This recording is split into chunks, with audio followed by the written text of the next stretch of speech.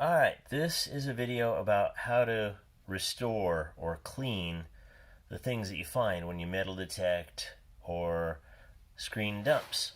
So I've got a lot of things here in different states. That is, these things are pretty much farm fresh. These are just about how I picked them all out of the ground. The only exception, this one here, I've actually done step 1 already with it. And these buttons I've done step 1 with because I wanted to see what they were. But basically I'm going to take you through the process. This is how you initially encounter these things. Step 1 is going to be washing with a soft toothbrush and just kind of gently cleaning it with water only. Step 2 is cleaning with acid. Step 3 is a Dremel. And then basically I'll also show you how if you've gone too far with the cleaning, you could actually tone it back a little bit. So join me with step 1 now. That one's already clean. And these pieces up here are already clean.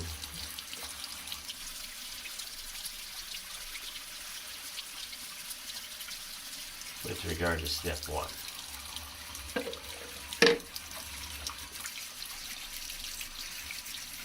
This one will really shine up nice. I have another one of these that I bent straight and shined up. And I'll put that in the final reveal video too. Same with this, it's put together.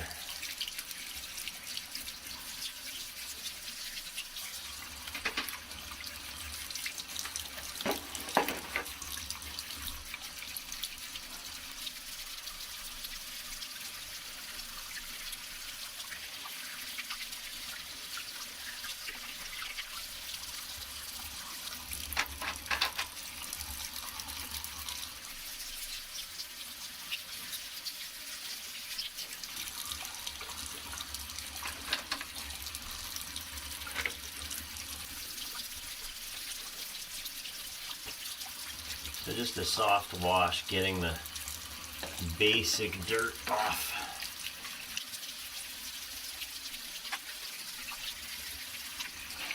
Now since this here is steel, another way to kind of reveal it would be soaking it in Evaporust, which I'll consider because it looks like there's some paint on here. Yeah, I might do this one in Evaporust. There's obviously paint, and Evaporust will let you see what the paint says.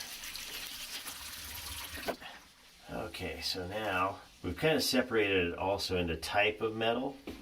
So this you do on its own, and this you do on its own. These pieces you could all do kind of together, with the exception of this. This one you do separate, but because it's a different kind of metal. This is copper. You can tell from the green. Okay, this is muriatic acid, also known as pool acid, and basically this will strip stuff, strip the organics off of it, the dirt that is. It's a fairly vigorous process, so you want to keep an eye on it. We'll do this one first, and I do this in about 8-second intervals, so I'll start counting from the time that I pour it on. 1, 2, 3, 4, 5, 6, 7, 8. And I'm going to go another 1, 2, 3, 4, 5, 6, 7, 8. Just agitating lightly.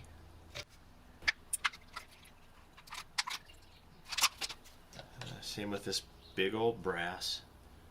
1, 2, 3, 4, 5, 6, 7, 8.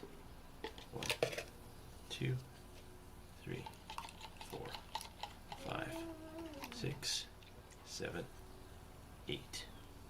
1, 2, 3, 4, 5, 6, 7, 8. And of course, since this stuff is super duper toxic. I'm taking lots of precautions. Got my safety equipment. It's well ventilated.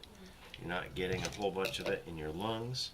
And so we'll do the same with these pieces, and then I'll let you see what they look like after that. We'll give them a quick rinse too.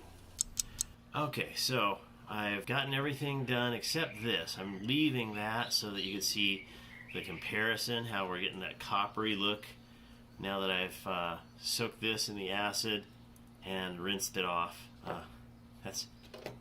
Now this here, that's that little tin that is soaking in evaporust, or a rust removal product, we'll call it that.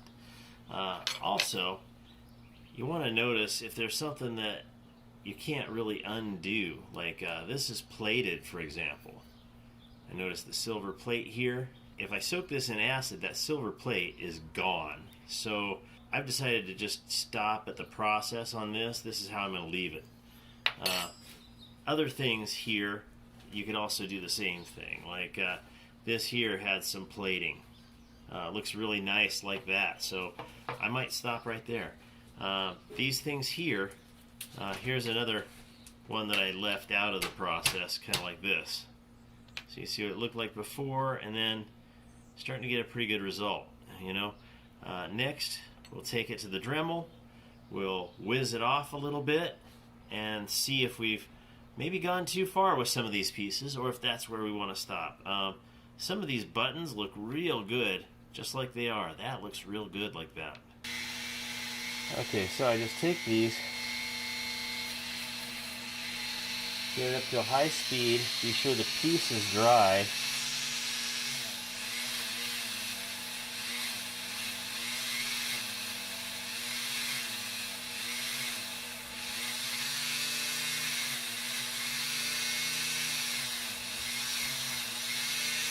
And you can do this as long as you're outtake.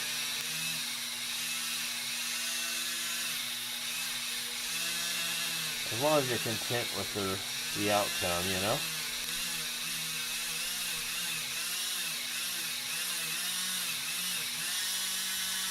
See, I would probably stop with this one, but I just wanted to show how far you could push it, you know.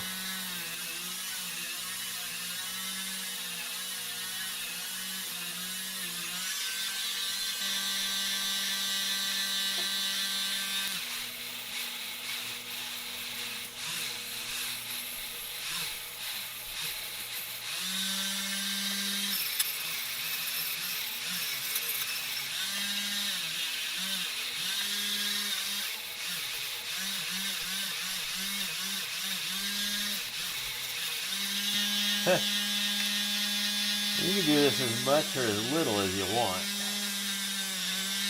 If you're happy with it, stop, you know. If you want it a little cleaner, get it a little cleaner. And I'll show you another trick where you can put the patina back on it if you clean it too far like I did with this one. Yeah, I'd probably just leave that alone. That's kind of nice. Oh wow, over cleaning that one.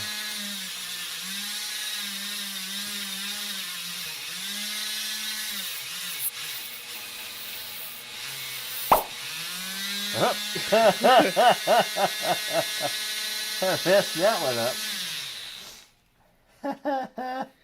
Oops. So maybe don't do it quite that much.